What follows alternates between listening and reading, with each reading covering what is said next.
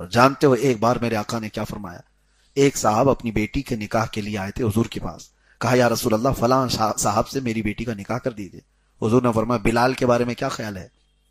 انہوں نے کہا پھر فلاں شخص کے ساتھ میری بیٹی کا نکاح کر دیجئے. حضور نے فرمایا بلال کے بارے میں کیا خیال ہے تمہارا؟ انہوں نے تیسری بار کہا. حضور صلی اللہ تعالی علیہ وسلم نے پھر فرمایا بلال کے بارے میں کیا خیال ہے تمہارا؟ اب وہ کچھ نہ کہہ سکے. ظاہر سی بات ہے 2 بار 3 بار کوئی اپنی بیٹی کے لیے دوسری بات پوچھ رہا ہے تو اس کو کہیں دینے کا ارادہ ہوگا. لیکن جب رسول اللہ صلی اللہ علیہ وسلم سے 3 بار سنا تو پوچھا بلال میں ایسا کیا ہے؟ اللہ کے نبی صلی اللہ علیہ وسلم نے فرمایا میں نے جنت میں مجھ سے آگے بلال کے قدموں کی آہٹ سنی ہے. بلال کے قدموں کی آہٹ میں نے جنت میں سنی ہے.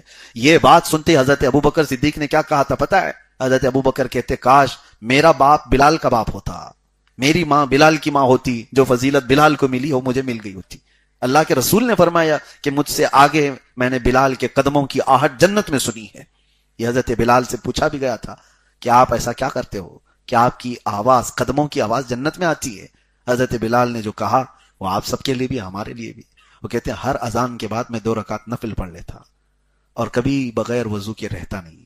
جس وقت وضو ٹوٹے میں فوراً وضو کرتا. تو یہی عمل انہوں نے بتایا. اللہ کے نبی صلی اللہ تعالی علیہ وسلم نے ان کی فضیلت میں جب یہ بیان فرمایا دنیا میں کہ ان کے قدموں کی آہٹ جنت میں سنی گئی. میرے عزیزو، ایک وہ صحابی ہیں حضرت بلال جن پر ساری امت کا اتفاق ہے. صحابہ اکرام کو گالیاں دینے والے شیعہ بھی حضرت بلال کی صحابیت کا انکار نہیں کرتے. حضرت بلال رضی اللہ تعالیٰ عنہ کے حالانکہ اکثر صحابہ کو سب و شتم کرتے ہیں، ان کو مانتے نہیں، خلفائے راشدین میں سے اکثر کو، لیکن حضرت بلال کے متعلق شیعہ جماعت کا بھی اتفاق ہے کہ رسول اللہ صلی اللہ تعالیٰ علیہ وسلم کا ایسا جانثار صحابی، اللہ تبارک و تعالیٰ ان کی تربت پر کروڑوں رحمت نازل فرمائے.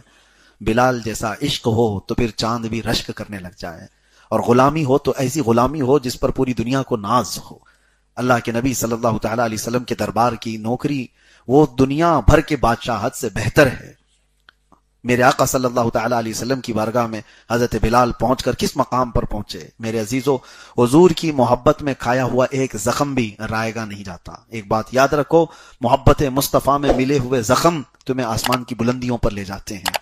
اسی لیے میرے مرشد حضور تاج الشریعہ بدر الطریقہ رحمۃ اللہ تعالیٰ علیہ فرماتے ہیں بلہوس سن سیم و زر کی بندگی اچھی نہیں، ان کے در کی بھیک اچھی، سروری اچھی نہیں.